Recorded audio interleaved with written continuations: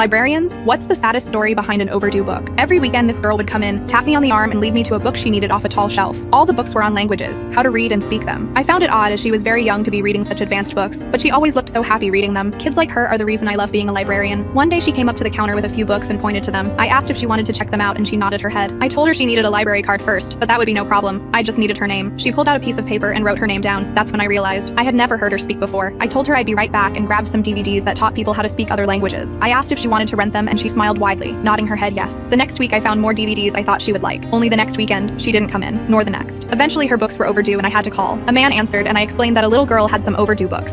The man went silent before telling me he would drop them off sometime soon. When the man came in, he said he'd pay for the overdue fees. While paying, I asked him how the girl was. He started crying. I asked if he was okay. He told me that the girl was his daughter. Years ago, she got throat cancer and it was so severe they had to remove her vocal cords, but she kept her dream to learn different languages. She took a turn for the worse last month and died. After he left, I took my break and cried in the back room. I felt like I lost someone precious